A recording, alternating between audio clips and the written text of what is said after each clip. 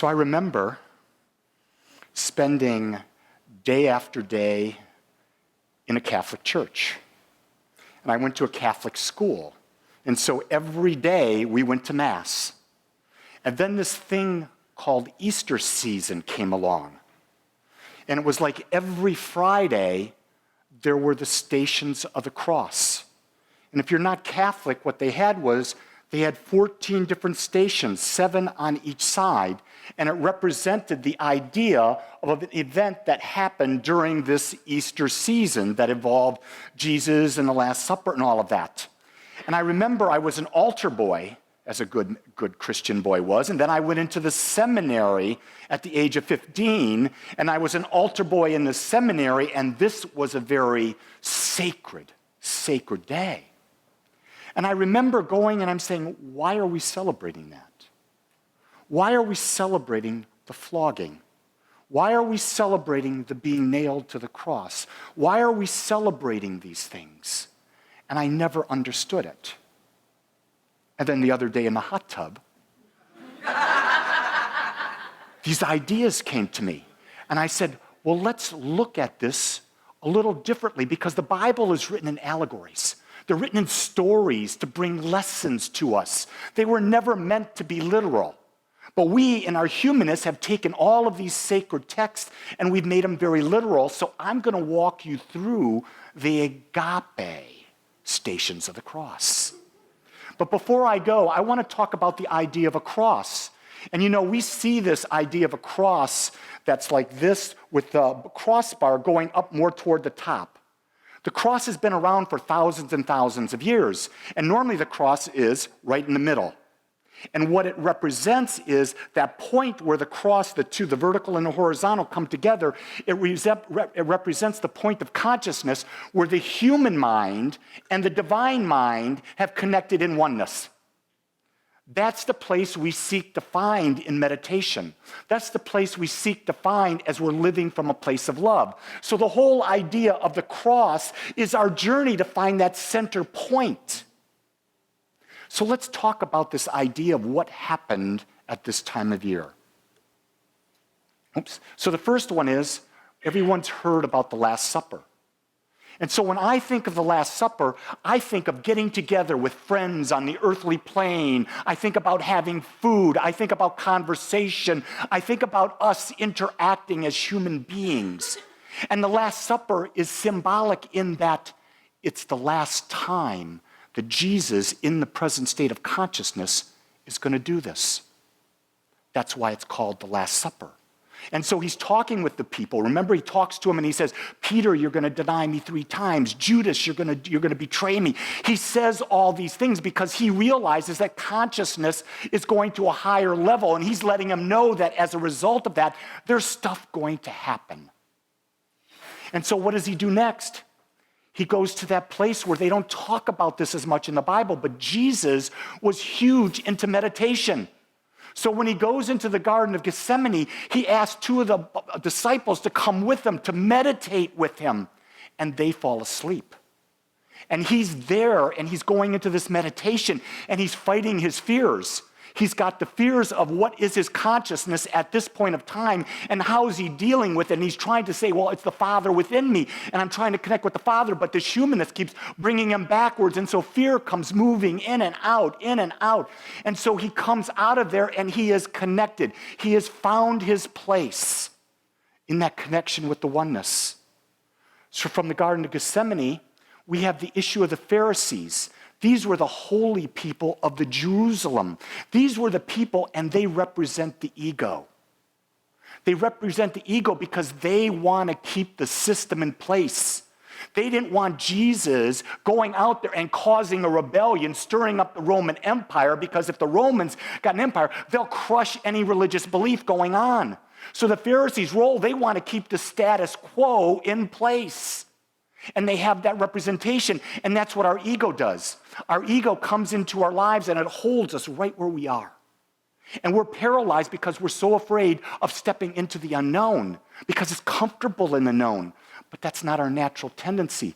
Our natural tendency is to step into the unknown, to be brave, to go where no man or woman has ever gone before.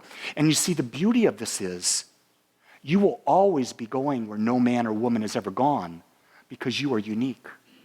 You are perfect in the only way that you can be, and so your journey is going to be different. And so we go from the Pharisees to what? Judas betrays Jesus. In other words, Jesus had to be let go. He had to be put into the hands of those who would take away his old consciousness.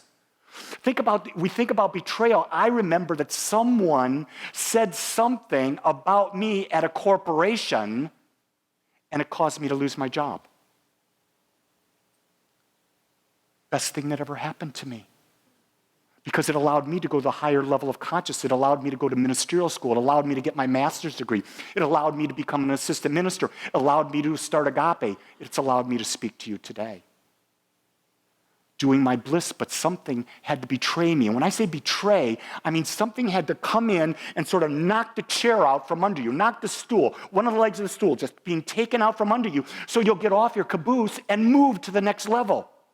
I knew what my next path would be. I was not going to take that step, though. I was scared to take the step. So Spirit, because I put this consciousness in there, came in and boom, hit me. And then I took the step. The trial before Pilate. The interesting thing about this thing with Pilate, Jesus never defended himself.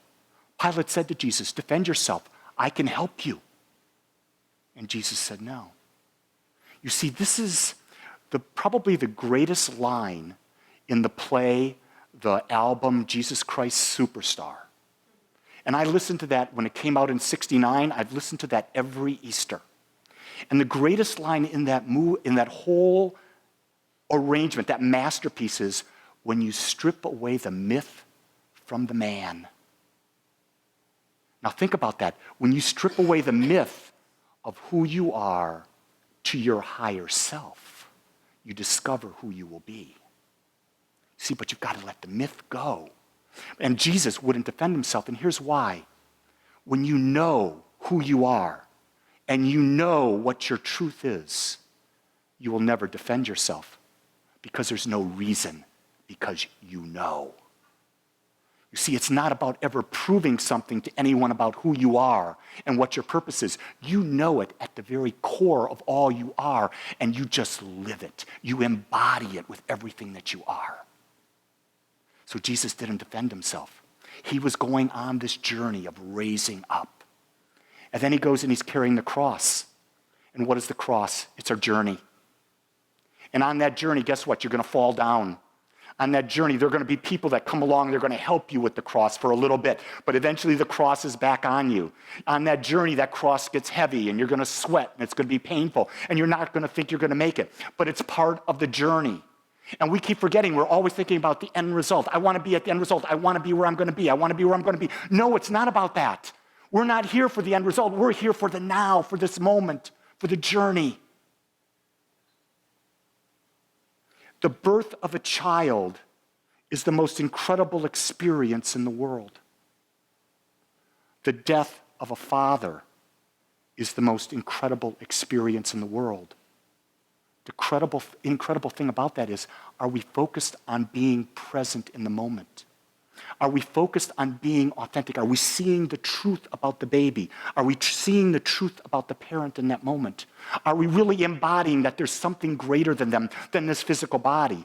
There's a soul, this essence that we're connected to. Then Jesus is what? When they get him up onto the top where they're going to crucify him, they strip him of his robe. And his robe was made of the finest cloth.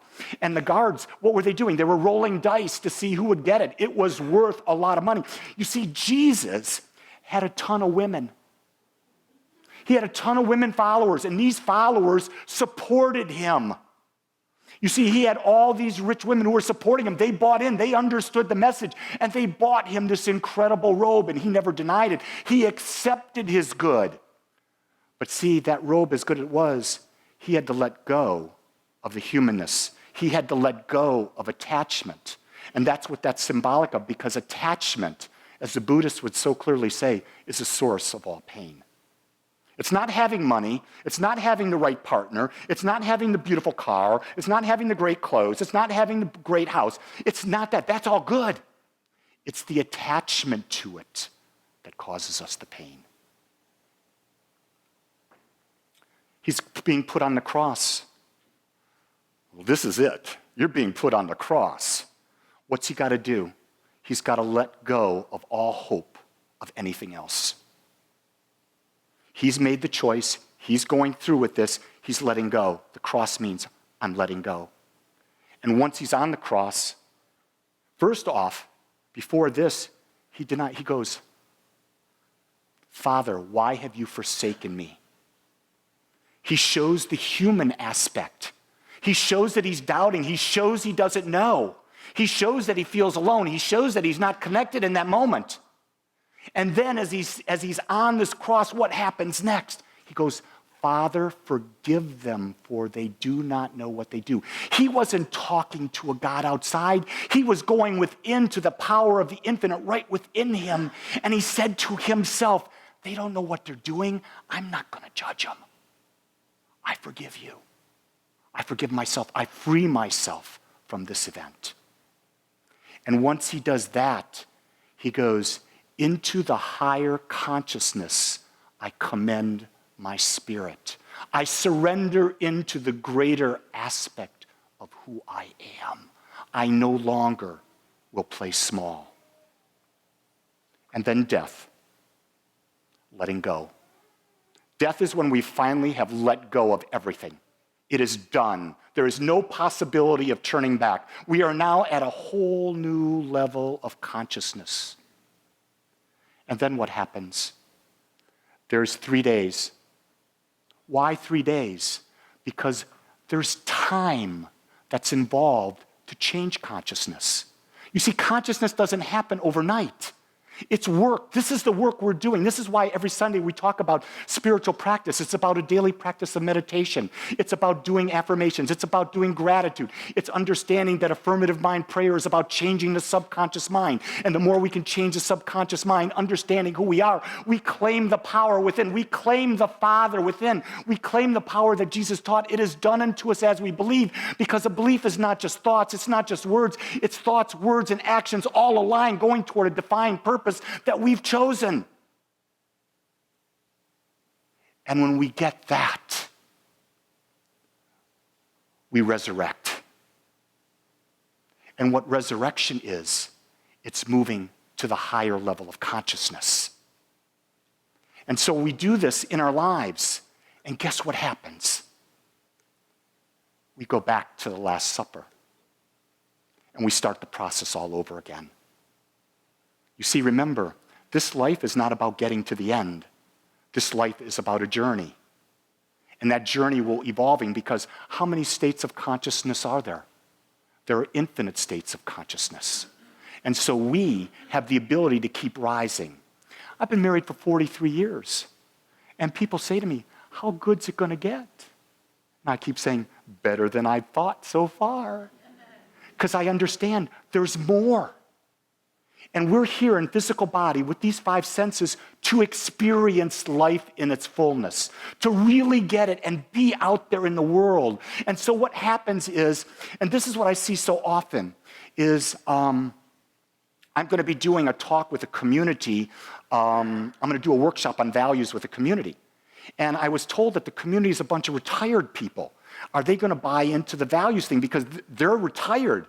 I'm saying this is the best time for them to understand their values, because they want to find a new way of bringing their gift into the world to create so they can go back to the Last Supper. Because if you don't find a new way to give your gift, you're going to what? You're going to decay and you're going to die. And it's not going to be fun, because we are meant to be lifted. We're meant to be lifted by a power within us that only knows the greatness, the juice of life. And when we embody that within ourselves, we give the gift to the world. Jesus had a gift to the world. He showed us a path. We have the gift. We can demonstrate that path, and we can bring our unique gifts. And here's the key. The only person in the cosmos that can bring your gift to the world is you. You are the Christ in your life. You are the Father in your life. You are the Spirit in your life. You are the power in your life. Stop looking outside. Look through the illusion and see the truth that is you. Let's pray.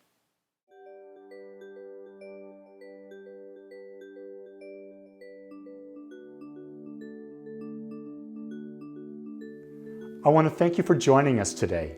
I am so grateful that you took your time to watch or listen to this message. If you found this message beneficial, I would ask you to go to our website. Once there, click on the Contribute button and experience the joy of conscious and purposeful giving. It is through your gifts that we are able to bring this message to the world. I would also ask you to please share this message with anyone you feel might benefit. Again, I want to thank you for joining me and the Agape community as together we bring joy to life.